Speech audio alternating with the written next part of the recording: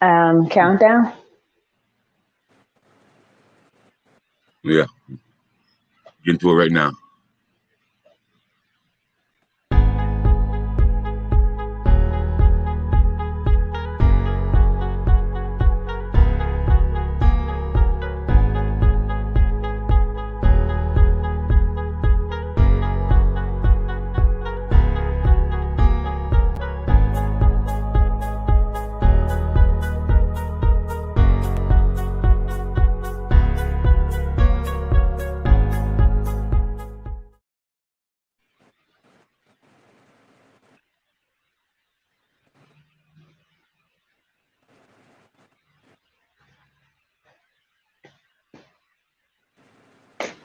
Hello.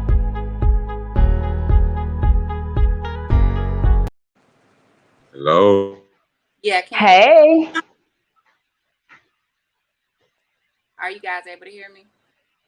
I can hear you. Yeah, we can hear you. So, welcome to the Chatterbox with King Jacob with special guest Tenisha Hmm. Renee and Prophet. We here in the building. We're going to be discussing a lot, motherhood trauma, and touching into the judicial system and things that people don't know in our communities. And she's going to break it down. So I'm going to allow Queen Unique to start this off, and we're gonna just gonna get into this topic. And um, so thanks for tuning in. Yes. Thank you, King Jacob. Thank you. Thank you for allowing us to come on tonight. For the chatterbox. I'm usually not on Friday nights. Everyone is used to seeing me on Saturday nights. So hello, hello, happy Friday, everyone, wherever you are. Um, Share this podcast tonight. Tag a friend. Get your pen, get your paper. It's going to be a lot of education tonight. Very serious topic. Usually, when I come on with King Jacob, I'm usually laughing, joking, playing around. But tonight, it is a moment for us to really, really, really, really band and stand together to support this mother, this queen that's on our show tonight. It is a lot of courage for this mom to come on, and any mother that's going through what she's going through to come on to share her story with the community to bring awareness and information and education into our homes and places. I would not suggest the children watch this show tonight. If your children do, just understand that it'll be some very serious topics that really is not kid friendly. So I'm gonna get right in there. We're gonna be talking about the judicial system, trauma, motherhood, Department of Social Service, and exactly why Miss Tenisha Renee is here tonight. A little bit about myself and what I got to do with it, because everybody know I run my mouth. What I have to do with it is I too survived the system trauma with my child as well, so I can relate to Miss Renee and what she's going through, but not to the degree in what she's going through it. So welcome, Miss Renee. Welcome, welcome, welcome. Just want to say, how are you feeling tonight? And we can start really wherever you want to start. Why are you here? Really is like, what are you here for tonight, and what is it that you want the community to know? We'll start off there, and I'll let you lead. I'm feeling very humble, very humbled. My experience has been my experience, so I wasn't aware that it would be, I suppose, of interest or worthy of talking about openly. So the fact that the care and concern has been extended to me, it's just very humbling. That's how I'm feeling tonight. Thank you.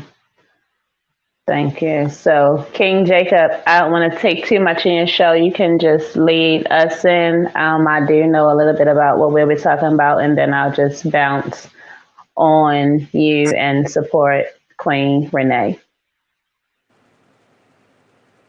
Okay, I want to start off with talking about the trauma of motherhood, and Okay. I just want to have this in a disclaimer. Um, Mm-hmm.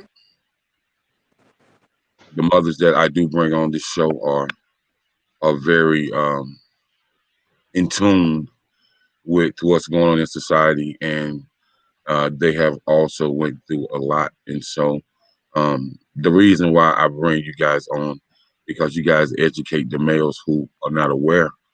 Um, and I'm not gonna say they're not aware, but they're not in depth on what's going on as far as behind the scenes when it comes to the Department of Social Services, the judicial system, and when it comes to the trauma of anxiety, depression, and mental emotional breakdowns, as well as spiritual breakdowns when it comes to battling and struggling with the journey of motherhood. And so I just wanted to say that first. So what I would like to get into first is the trauma of motherhood. And so, Mr. Nisha, man, you talked about some trauma, and I was like, oh my God. So, um, I would like to talk about your journey of losing your child, as far as how that affected you, how you how you um, battle with it on today, but at the same time, you're a leader, that you can help someone, from your journey, and how you are able to grow daily, and not only grow daily, but you grow spiritual daily as well. So I would just like for you to chime in on that. Okay. I would have to say that my journey in mother it didn't start when I lost my firstborn son. I would have to highlight my own upbringing, and without going, my mother was not able to be as active or as involved with me. She had of her own that she was growing through and working, and just a different support system. So what that did for me was it um, created me to be a certain type of mother, right? Because of what I did not or wasn't able to get as a child, I wanted to give those things to my children. So more specifically, I it became very important to me to make sure that my children have great self-esteem, high self-esteem. So constantly telling them how beautiful they are, how intelligent they are, how special they are, how important they are. And that was always and is always at the forefront of my thought process, just so that they know that, because it wasn't as big of a lesson for me in my childhood. So with that being said, that's kind of how I frame how I interact with my children, letting them know you are worthy, you are valuable, you are special, you're incredible, you're intelligent, you're everything. I joke with my oldest daughter a lot. My oldest daughter's 13. So I joke with her a lot. I mean, you're the best daughter in the world. Like, there is no comparison, and we'll interact that way and joke that way, and her head is just through the roof. But I love it. I love it because I challenge anyone to try to play on insecurities. It won't happen. It won't happen. So that makes me proud. So like I said, I have a daughter who's 13 years old. And even in having her, I always wanted a son. God eventually gifted me with a son. And in 2016, my firstborn son, he was murdered. He was murdered, so he did pass away. Um, and even it was difficult. It still is difficult. Very uncomfortable to talk about, recall. But what I noticed during that time and even presently is that I can't keep stuff bottled in. I can't. It's not healthy. I started a wellness journey over a year ago, and just continuing to keep things bottled in, emotions, feelings, it's not healthy. So that plays a major part in why I'm here tonight, willing to have the conversation.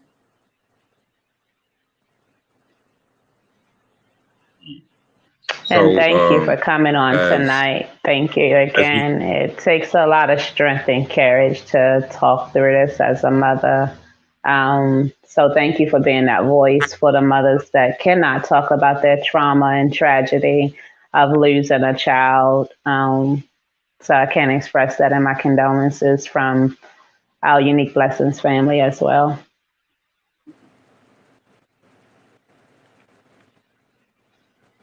and so from that perspective of the trauma that you went through with losing a child, um, you know, as that went on, me and you did talk about, and you told me a large portion about what you went through, after this happened, and we did talk about the court system on that situation right there.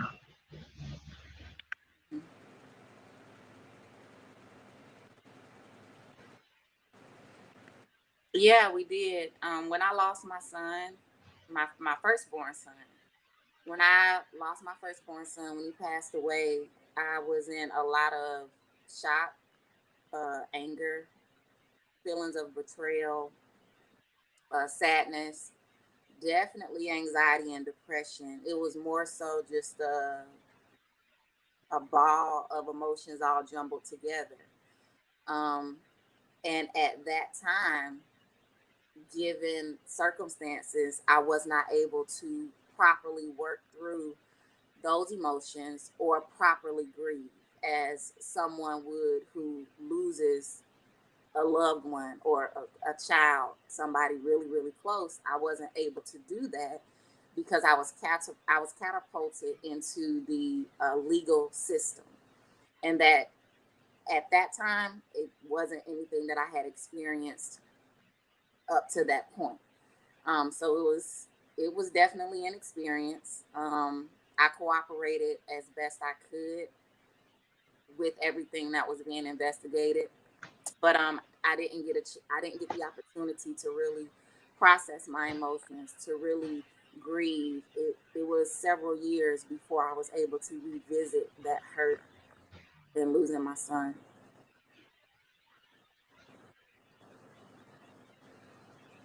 Mm. And so revisiting that hurt, how was you able to open yourself back up to transition that pain um, into something that you know you had to let go? I know it had to be difficult, and I know it's still difficult. And so, how was you able to revisit that and just face it head on and just trying to and not keep the bottle up inside any longer? How did that process work for you? Um, so I would say I got to a point where I recognized it wasn't an option as to whether I wanted to deal with it because I have to deal with it daily. So, being that my firstborn son passed away, I still had daughters that knew mommy and needed mommy. And what I didn't want to do was send a message to my other children that they were not worth me continuing to be available to them. I didn't want to send that message. And that was a ooh, I don't even have an adjective to describe it. It was just an unpleasant conversation to have with myself, with God in my prayer life, as well as close family members, because I, when you when you have multiple children, you don't have favorites, but your children have different personalities. You do love your children differently. You do see them different bits of yourself in all of your children. And so, with me having at that time an only son and losing my firstborn son, the anger that I felt was, why my son?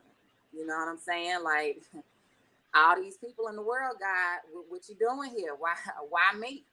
You know, yeah, I'm gonna be selfish. Yeah, I'm gonna be self-absorbed. I'm getting ready to be conceited. It was a lot of uncomfortable conversations in my prayer life. A lot of foul language with family members because it is not fair. And I had to say it's okay for me to say it's not fair. No, I don't want to be understanding. No, I don't want to be compassionate. I don't want to be calm. You be calm. You be calm. You know what I'm saying? How about we flip this? So it was. I got to a point where I was having all those conversations in my prayer life and in reality with family members, and I looked at my other children and was like, I can't give up on them. I I can't give up on life because they have to grow up to be adults. And what will they be left with? Did mommy love him more than she loved us? You know, what was that child her only purpose? What about us? I didn't want them to ever feel inadequate. I didn't want them to be worthy. So that's what prompted me to get my act together as far as continuing just to attempt to live life daily, to just try, to just try.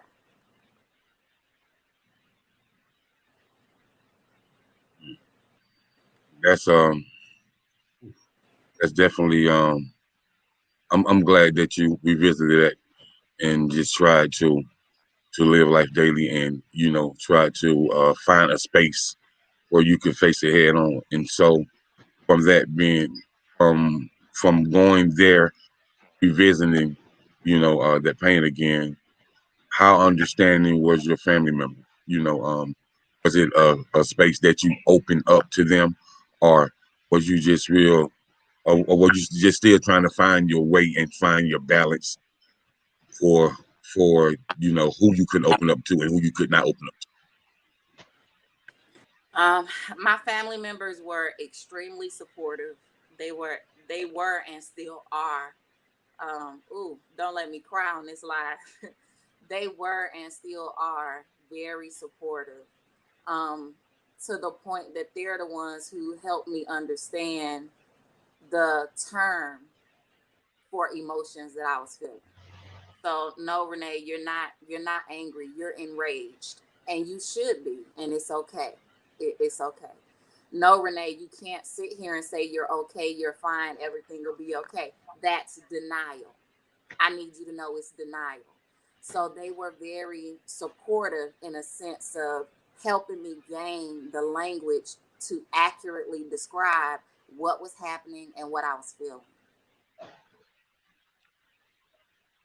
That's awesome. Awesome. Family support is, to? I always say, when you're going through trauma, family support is a big need. So many of us as women don't have that family support, and we don't have enough resources in the community, which I believe is responsible for a lot of the mental health illnesses that we see.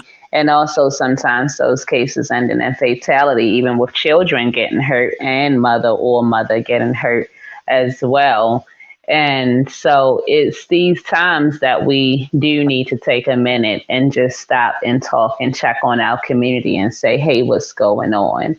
And us having a nonprofit organization in Charlotte, North Carolina, Unique Blessings, we support families and youth and young adults, especially in the areas of mental health and wellness. And just for us to be able to have these conversations, it continues to shed light and bring, us together so we can create families outside of families. So you are blessed to be able to have your family support you and going through this, and you make some good points and understanding that verbiage and what it is. I know, like when you and I had spoke, you're very respectful and very considerate of other people, and your compassion is out of this world for you to have gone through all the things that you've gone through. But I too had reminded you and said, look, no, you're a mother. You know, you get a chance to say, no, this is not okay. No, I am not okay. And just because you're a melanated woman in America, we have to take away that stigma that, you know, melanated women can't be angry. If things like this have happened to your children and they have lost their life, you know, be it physical or just in a sense in what you're going through now with the judicial system, losing a child is unbearable. And to not be able to lose one and you have to bury them, but then you had something recently happen. And I'll let you elaborate on that. So you lost a child, you going through your own childhood traumas, leading into adult traumas, and then you think everything's okay. You begin to speak about it, you talk about it, you begin to even do some work in the community, you know, just saying, hey, showing up for yourself after, and I'm not even sure if we went into after you not only lost your child, but you was charged with your child murder as well. Do you want to talk about that? I'll speak briefly on it. So my understanding is that when a crime happens, any adult that is present is charged until the facts can be sorted out. Okay, and so that's what happened with me. I did initially have a charge as it related to my son's death. Um, and I no longer have that charge. That charge was dismissed, but I did wear that charge initially until the facts of the case can be sorted out. Um, but as a result of going through, there's I guess, the process dealing with police, dealing with the court system, dealing with being charged. I'm going through it, but I'm also learning at the same time because I had never been in until trouble until that point. Um, so I went through the process and cooperated with the system. The police, the court system, the criminal system cooperated as best I could, and I came out of that with a felony charge attached to my name. That has had Mm. results that I didn't see coming. As a result of that charge that is attached to my name, I was not prepared to be labeled such dehumanizing terms once I finished dealing with that entire ordeal. So when I began to process and really try to deal with the grief or really try to heal, I had a I had a totally different battle that I was entering and wasn't prepared for because I didn't see it coming. I didn't see it coming. So that would be re-entering the community and being told, you know, we can't rent to you because you have this on your record. You know, re-entering the community and being told, hey, no, you can't have this particular job because you have this on your record. So what was an extremely traumatizing, emotional, draining experience just became something else, and it was minimized, it was reduced into something else. Does that make sense? Yes, it does. And Yeah. just a question. So when you were released back into society after everything was organized, you didn't have time to grieve. And you didn't did they give you any resources to when you came out? Because now we tag you to something and it's going to be a process, like you said. So housing, employment, everything that was ripped from you. Did you have any help from the system for reentry? Mm, I would Okay, well, that's a two-part answer. So the first part would be who is to give those resources, because the police has a certain job. They're not there for that resource. Then you go to court, they have a certain job. They're not there for the housing resource. And so then you come home back into the community, and you, for me, let me keep this on me. I still need to survive, right? Yeah. I still need to earn a living. So who Yeah. exactly do I go to? I'm searching at the same time that I'm in need. So I wouldn't have even known who would be responsible. When you asked me, did I have the resources? Who would have been responsible for giving me the resources? So in my process of searching for resources for basic needs, for survival, I went Right. through employment agencies. Oh, wait, but in order to have secure and stable employment, you probably need a stable place to live, shower, eat, store your belongings. Um, and in order to get a stable place to live, you probably need income to pay rent. Mm-hmm. And if I'm fortunate enough to go to the shelter, I have to hope that they have a bed space available, because it was still warmer months. The only time that the shelter really is prone to let you in, even when they don't have the space, is if it's a certain temperature coldness outside. It was warmer months. So I was fortunate, divine intervention. God loves me so much. I was fortunate enough to be referred into a shelter program, into a housing program. Very fortunate, very fortunate. Glory to God. Wow. Mm.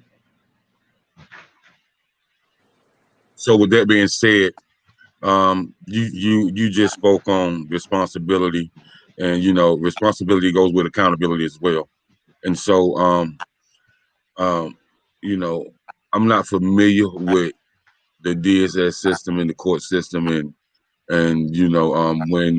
when people is trying to return to society. Um, so who are responsible for the counterparts of responsibility and accountability to give people resources so they can move to the next level and move forward with their life after something has set them back? Who's responsible for those resources?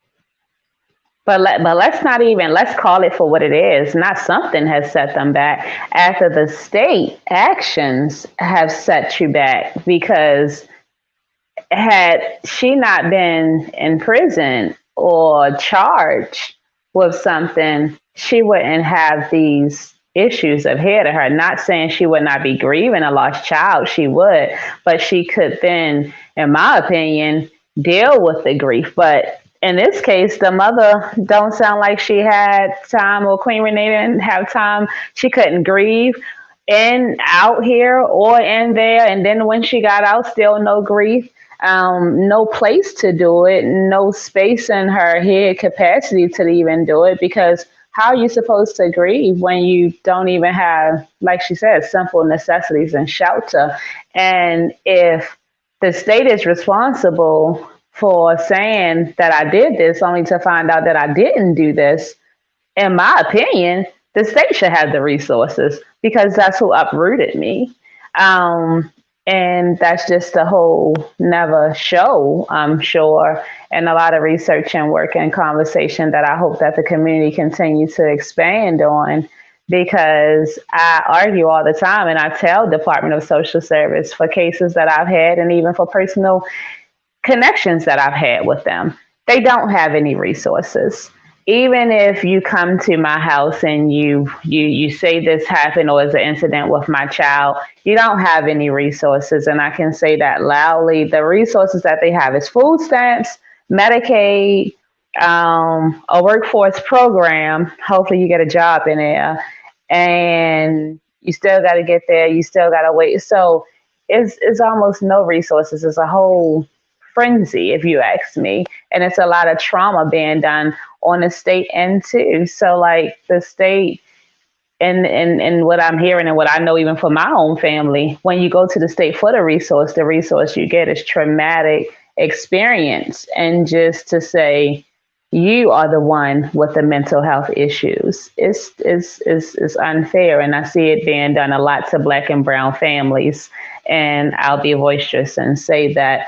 And I'm not pulling a race card. And this is. I'm not a lawyer. I don't work for the state. I don't work with the state. But this is honest facts. And King Jacob, you even experienced, a personal case of mine's in a courtroom, and you've seen it for your own self when you have mothers go and try to help their children or even be a part of the state to try and solve these cases. And in this case, a case with her losing her child, the mother is all pretty much, she's re-victimized by the state and then criminalized and then Yeah. uncriminalized, and then now she's the mental health. To me, it sounds like the state is the one that have a mental health issue. Well, I just want to say that with all the tax dollars that we pay into the state, Where are they? um, yeah, it's like where's this funding going? Is it the politicians are embezzling the money, or like where's the funding going? Because it's certain cities in certain states that's been working on building a new school, a new rec center for the last 20 years, and it has not gotten done. So, where's the money going? And what about the programs for, because like Miss Tanisha said, she's never experienced nothing, never did any jail time, never got any trouble. Right, So that forms right, anxiety and depression as well. To have a still door closed in on you where you can't breathe. It's called you get right. claustrophobic in there. Like it's anxiety, it's depression, it's many things. So where are these resources for when she wants to go talk to somebody? Not saying that she has mental issues, but she wouldn't want to talk to somebody to get her out of that state of mind, to help her get out that state of mind. Because even when you're on the outside, your mind can become imprisoned as well, because that's something that you never experienced. And so I just want to know, where are those resources?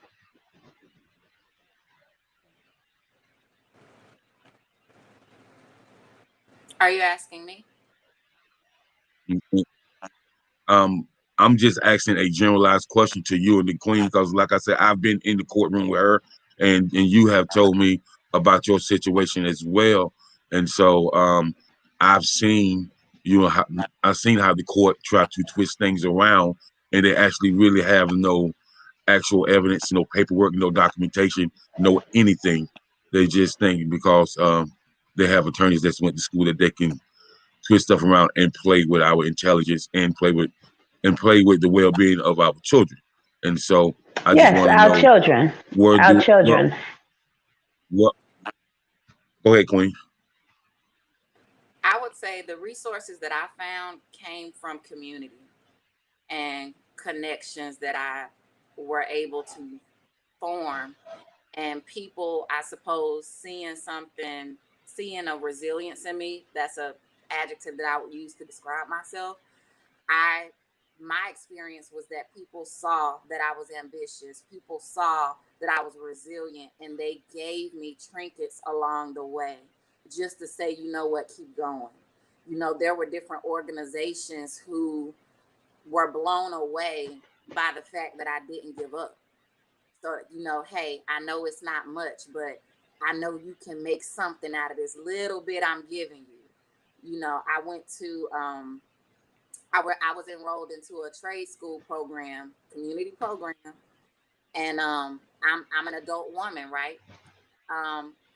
I didn't have the All money right. at the time coming back into community, so I rode my bike every day. Well, a few days to this school program, because what other option do I have? I got to get here on a hope that once I finish this program, things will get better. I just have to hope.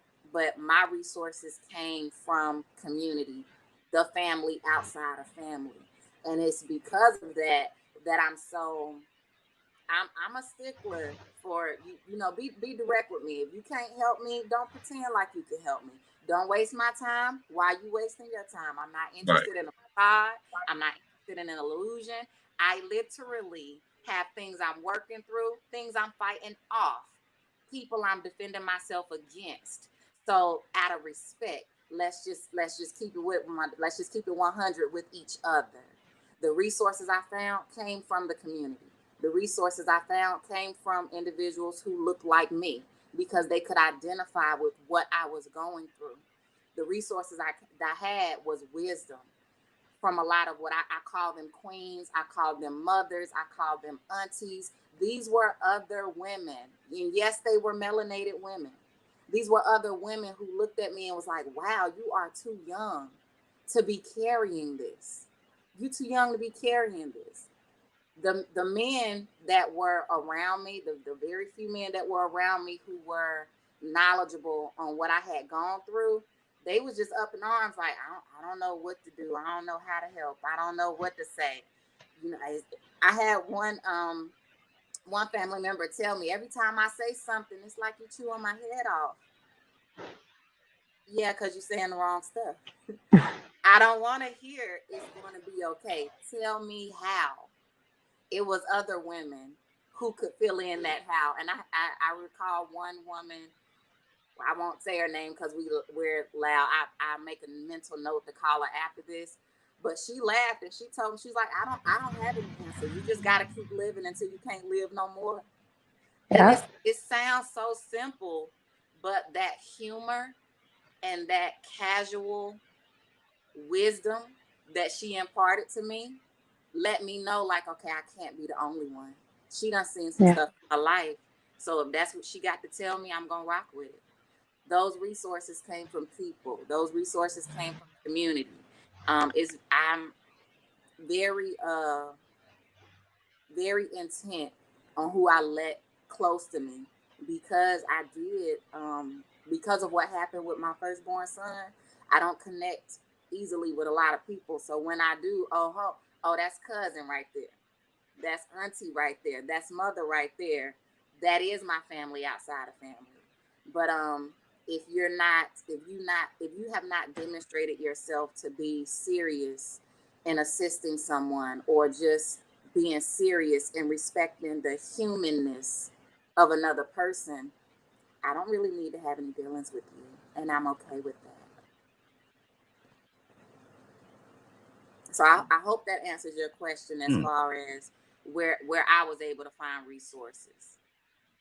Well, that's well spoken, Queen. I think, well, actually, the resources that we found when we had our personal run-ins with the state of North Carolina and Department of Social Service, it was community as well. And then the resources that was not there, we built more with the community as well. And one of those resources I'm proud to say that we built and we decided to put out was part of this platform um, to be able to have a space for voices and to be able to get out that toxic victimizing abuse that we feel from our situations that we go through. I know firsthand, night times was the hardest when I was away from my child.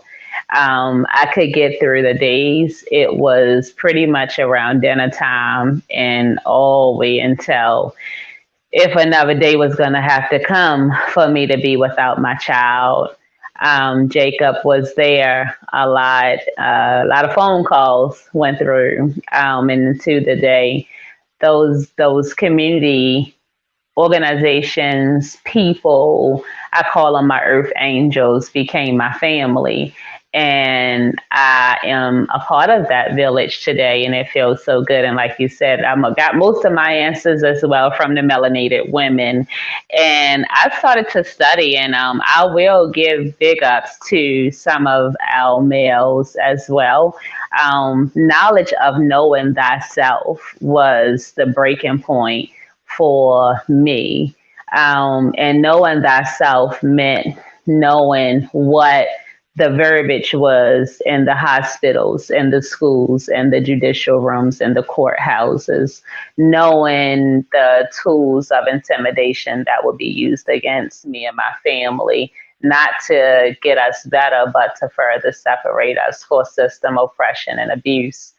And I speak loud about that because it was so many times I did not understand what was going on. And I thought it was something that I was lacking because we hear outside of ourselves, well, it started home, it started home, something must have happened at home. And when I started to look at the home, and not only my homes, I started to see the government had kicked our doors in and pretty much moved into our homes. And we can see it today without us even knowing, be it the food that's in your refrigerator have to go through a government process. Your children, if they miss more than X amount of days, you find yourself in court if it's not for explanation. And just to know how and why these things were happening on the scale that they was with the melanated people, it surprised me. But also, fulfilled nowadays to be able to understand how to be a law abiding American and citizen, if you are, and to know that we even have a right there too. And I'm not tearing down anything that works. What I'm saying is, not all things have been working and have worked for the melanated family. And our platform, we talk a lot about human trafficking and what that means. And so many times people get trafficking mixed up with kidnapping. And that's the first thing we think about when we hear, oh, human trafficking. It was like this van that rolled up and kidnapped the child. And I like to tell people it's not the same thing. And we have systems in America that, well, in the United States, we have systems there that it it still has a form of human trafficking, selling, our stories, our bodies, our babies, misplacement, taking them without reason and without permission. And we have to continue to say that we are not for sale.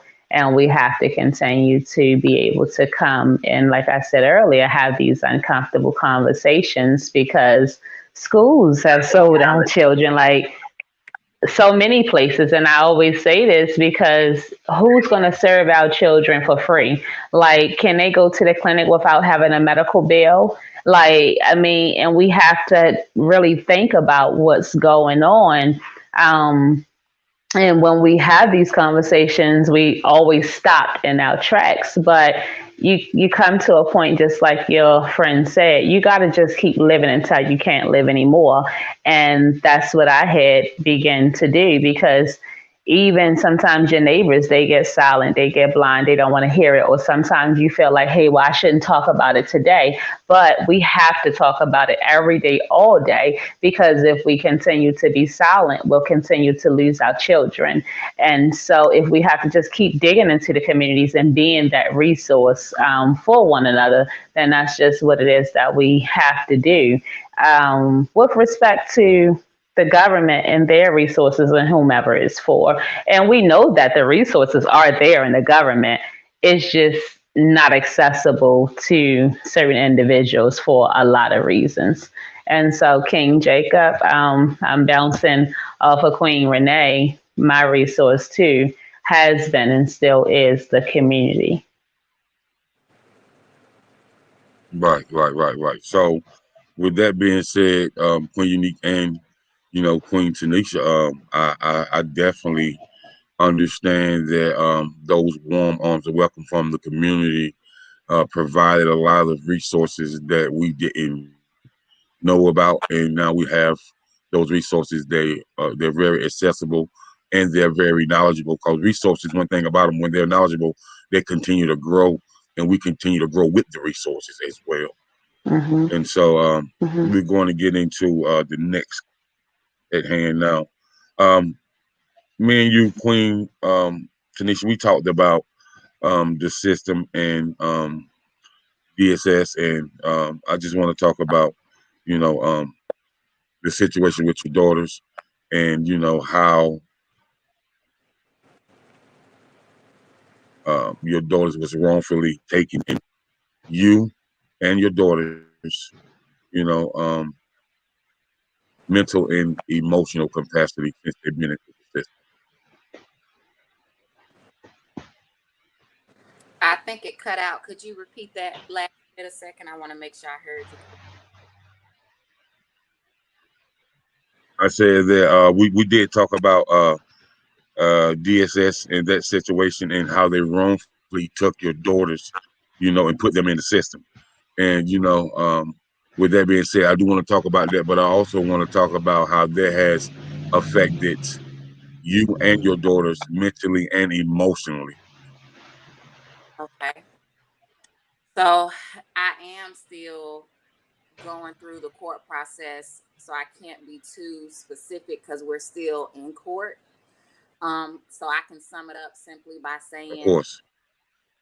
um, I in 2016, we're in 2021, so about 5 years ago, I trusted someone that I really wish I had not have trusted, because that person murdered my son. Right. So flashing forward, I now am involved with DSS, and I am being told, it appears, you shouldn't be around any of your children. You shouldn't be around any of your children because of your son's passing, right? And then they do tack on mental health to that, and concerns that they have. But the bottom line is, your son passed away. You shouldn't be around your daughters. It's difficult, to put it lightly. It's traumatizing, to put it accurately.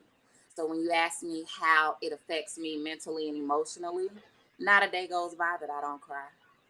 But not a day goes by that I'm not reinvigorated, that my children know, no matter what anybody tells you, your mother loves you. Your mother will always be there for you. Your mother will always support you. Um, so it's two totally different ends of the spectrum. So some days I am crying and I'm breaking down and I don't want to get up. Nope, don't call me, don't text me, don't knock on my door. You can see my car outside. If you did not text before you got here, you will be on the porch, because I don't want to be bothered.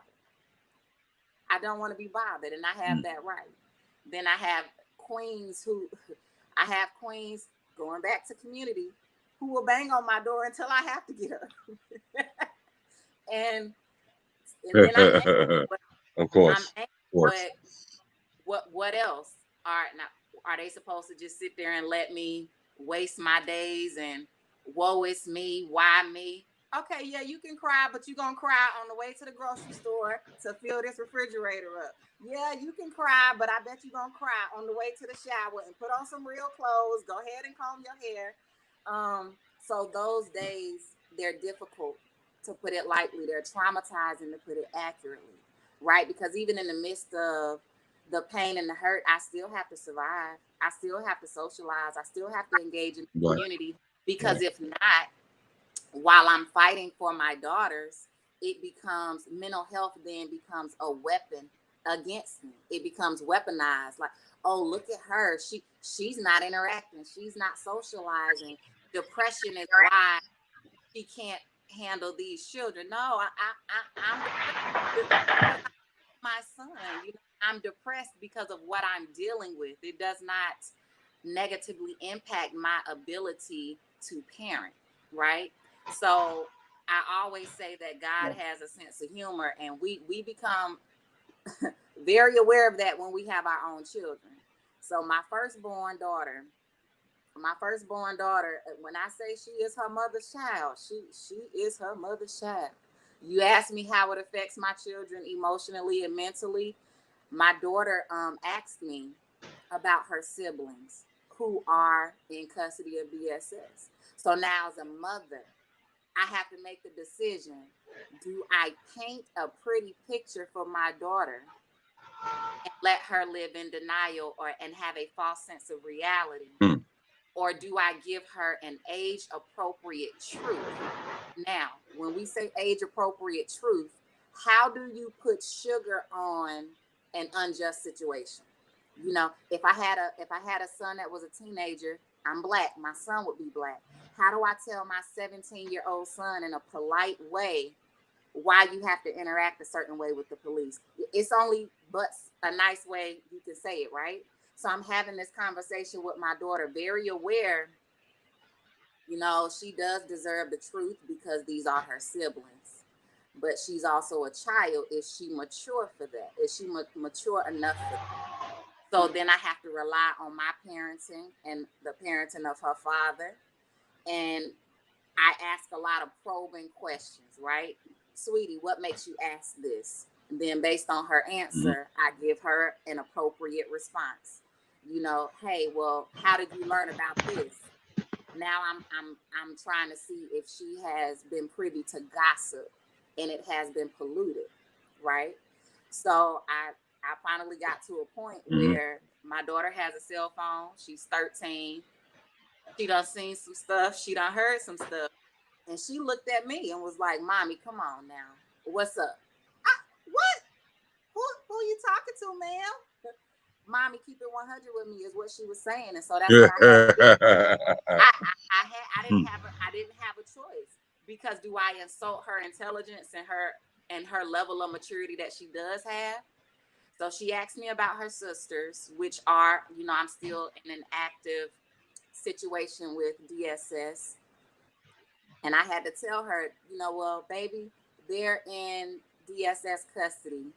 Well, Mommy, why? Woo! Well, let me tell you what happened, right? And she's like, oh, okay, well, why did it happen this way? Why did it happen? Why did that happen? So then we just have to keep having this conversation. And at every point in the conversation, my daughter is teaching me and I'm learning and I'm trying not to laugh because she's saying, Mommy, that doesn't make sense. You leaving something out. And she would be absolutely right. So then I have to tell her, well, baby, yes, I'm leaving something out because I don't really think you're old enough to know this part. My daughter she's my child. She is a child, but she's also a teenager. She like, try me. Let me see. Wow. Why did she have a cell phone with internet and TikTok? I, I didn't know we were at this point in parenting yet. My daughter is an OG and I didn't even know it. I didn't know it. So that's how it affects the family dynamic in that regard, right? So if I were to be more specific, I see generational fight. My daughter made a comment in passing that made me cringe as a mother. Not that she was wrong. She said to me, even after that conversation, it was, well, Mommy, I can handle it. Thank you for sharing that to me. She then looks at me and says, Mommy, when I get old enough, I'm going to go find my sisters. As a mother, wait a minute, you're going to go find who? I'm fighting for them right now. That's not a burden for you to carry. I don't want you to go searching for nothing because Mommy going to handle it right now. Every day I'm going to fight. Every day you're going to see me fighting because now I have to keep that dialogue up because I can't have her thinking that her sisters weren't worth fighting for, right? And as a child, like, what Right, are right. you thinking about in your mind to where you feel the need to say that? What kind of despair are you thinking, feeling to where you say, you know what, I'm going to go searching for him? Wait, did you see Mommy give up? What makes you think Mommy gave up? What makes you think we're not already working on something right now? Because you do deserve your siblings. Now I have to be. Well, Mhm. well, I don't think that she don't think you gave up, but I think she need to let mommy know, hey, mommy, I'm your daughter. I got that fight in me just like you got it in you. Like this is what you taught me Yeah, to she do. want to help. So nevertheless, if you get tired, yeah, if you get tired, I'm gonna pick you back up and we're gonna go in together. That's That's right. what she talking about. That's right. That's right. Man, That's right. it's something And what else. she's saying is, she's saying, I ain't gonna be no little girl forever. And guess what? I'm gonna meet you there, Ma. You ain't gonna fight by yourself. but that's what it's all about. We raise them and they admire our fight. And you think about your mother, and King Jacob, I know you think about your mother.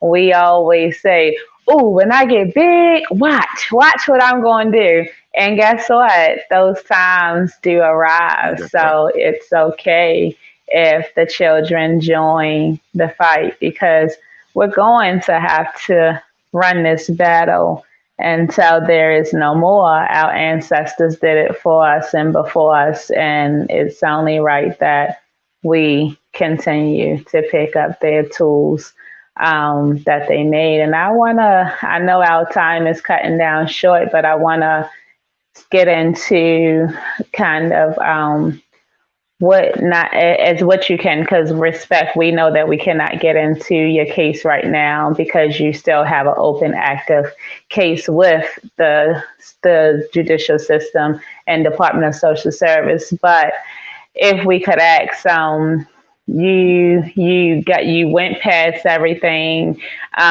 you went through the process, but recently here you lost your daughters, and not only did that happen, you lost your daughters and you're in court for your daughters and you're moving on. You get married, and then you have another run in with Department of Social Service. You mind elaborating on that?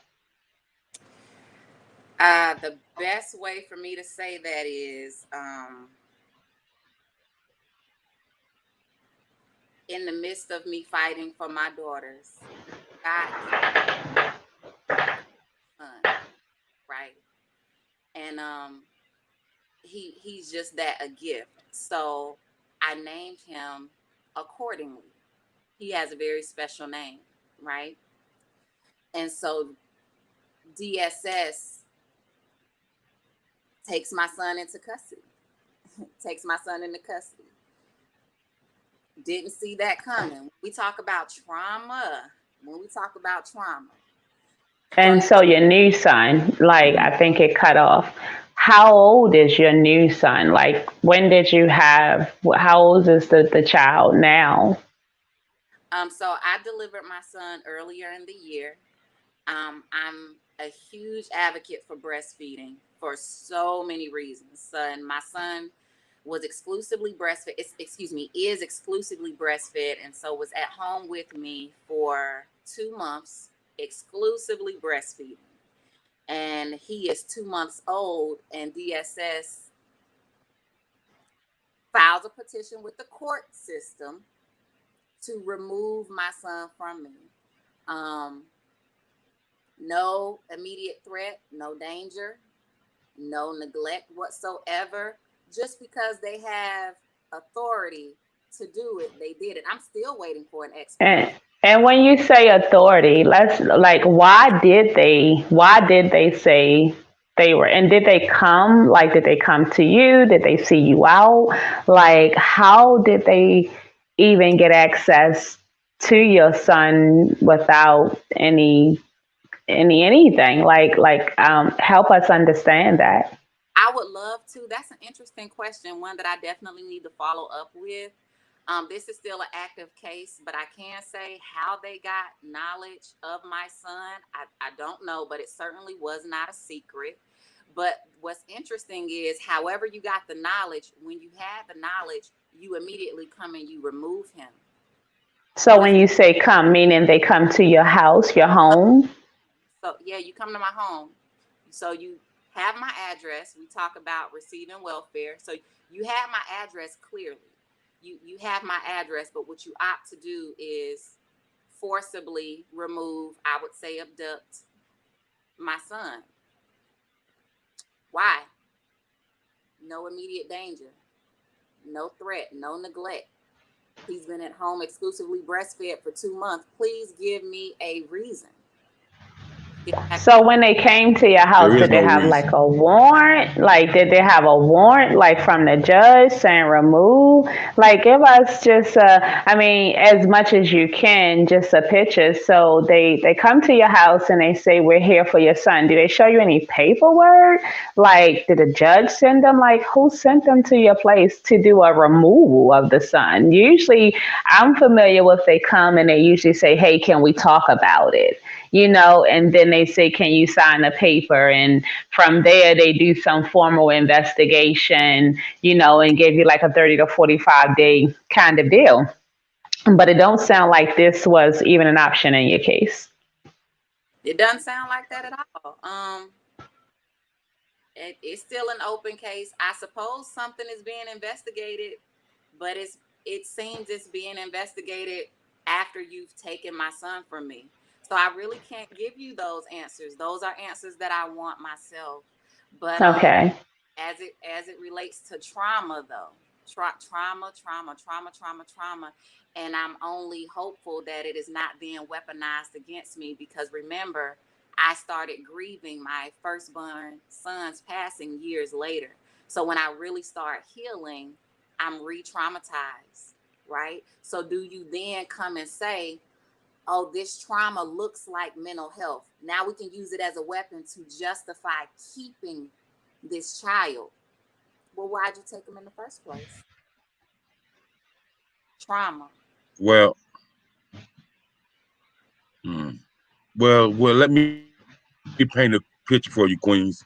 Let me paint a picture for you about the system. Now, you had some previous situations when you lost your son, due to him being murdered. But in those situations, even though you have been removed from this situation, your name is still attached to it. And so, with your name still being attached to it, they feel like they have grounds to say that the child is not in a place of protection, and the child is not with somebody that's going to be a protector. So they feel like you may be still in cahoots with the wrong people, which they have no proof. They have no documentation that says you are, but in their mindset, that's what it is, and so they use their authority to control those grounds, and that's why they remove your son from your home. It sounds Well, I would love to ask, where is that in the law that you can legally take what you think in your personal mind and make any decision of the removal of any children without that being something called abduction, like the mom has stated.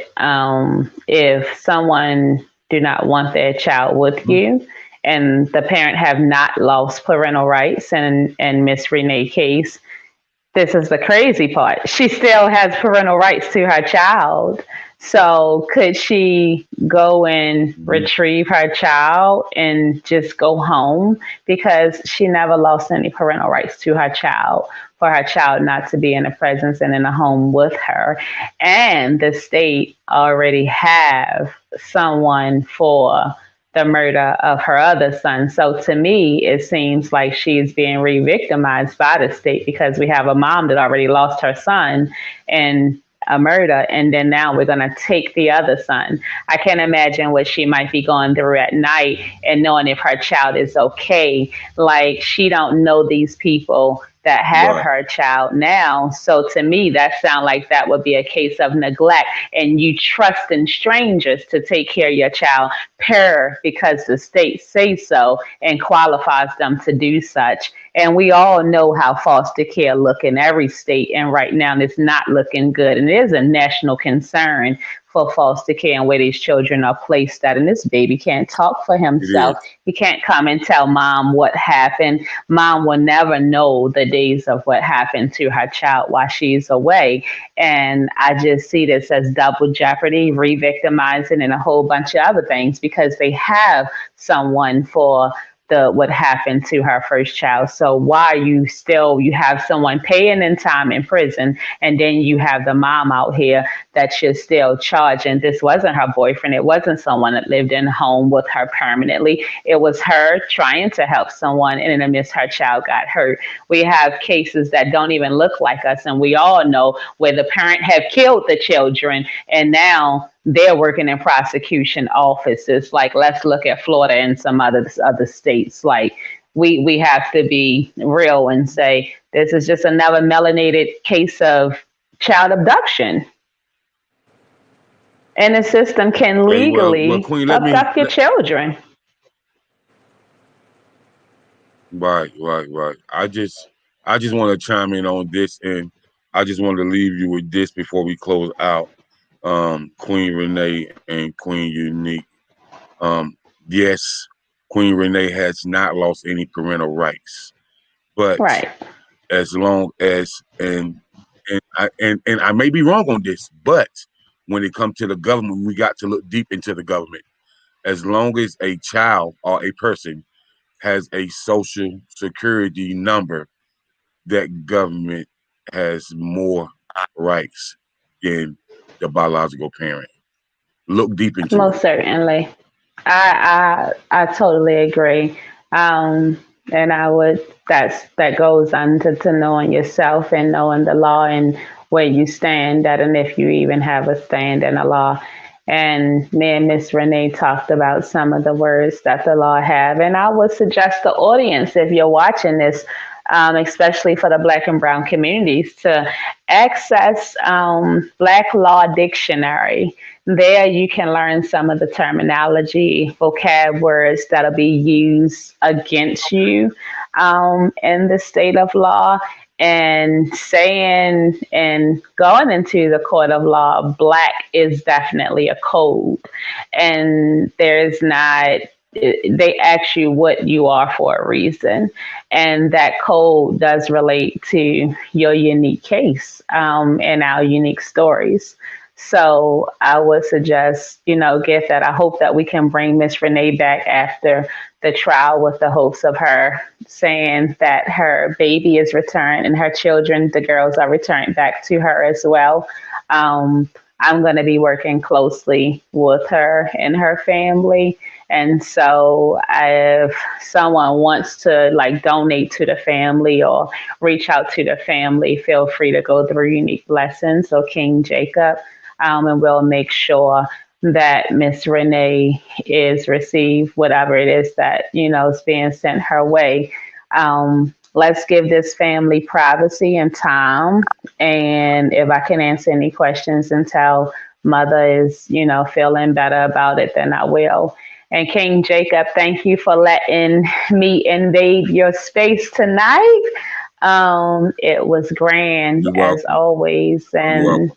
I truly appreciate you for giving us some testosterone on here and just a different perspective from, a male's light and view, and bringing some key points, because the queens do need more support from the male species, because there's too many times that we're going through these stories and we do not have the support of our males, be it intimate partners, brothers, uncles, neighbors. We do need to just be mindful that that mother with the children, or that mother that you used to see with the children that don't have them anymore, could probably use an encouraging word or a helping hand from you, as long as it's righteous. And I thank you, Queen Renee, for really getting on here and for having the strength and courage to share such intimate part of your family. My prayers are with you, and we're going to continue to stand with you through the whole thing. As I told you, I stand with you, not with the judicial system, with respect to the judicial system. I am boisterous about that. We are not attorneys, we are advocates, and we will advocate for you until you can do it all by yourself. And we look forward to a lifetime with you. And we're looking forward to meeting your children. And we are claiming that they will be returned to you speedily. My daughter's over there. She over there like, go ahead. She talk about you. Go ahead. She got it. But I will say that this is something that I have carried going on 5 years now. And within the 5 years, traumas have been added on top of trauma on top of trauma. So this is the first opportunity that I've really had where I'm not guarded to just not keep something bottled in. And I appreciate that. I really do, because oftentimes I have witnessed where people hold stuff in and they become bitter, angry, elders. And I don't want that for myself. So, as it relates to being well and wellness, if I Mm. can inspire or encourage someone by sharing what I'm going through and demonstrating that I'm still in this fight, I'm not giving up, I still get up daily, then I'm content with that. Be inspired, be encouraged. So, thank you for the opportunity. Thank You're you. welcome. You're welcome. And I just want to say, Queen Renee, that you're definitely courageous. You're definitely strong. You're definitely very intellectual, and most of all, um, without me, there is no you. So I love my black sisters with all my heart. And we have to inspire to stay inspired. And so, reach one, teach one. And you have reached more than one tonight, and you have taught a lot. Yes. So we do Yes. thank you. And until next time, the part two will be continue. After we hear more from Queen Renee, as time goes on, we'll definitely bring her back, and she'll definitely, share some more wisdom and just stay lifted, stay up. And so, and I will say this to all my, my queens and my kings and my melanated people. If you don't know much about the judicial system, please learn it, because Yes. what you don't know, they will definitely use against you. And so I just want to say peace and blessings. Have a safe and blessed weekend. Until the next time, take care of you, because nobody else will. Mm. That's right. Peace. Love you guys. Peace. Peace. Love you.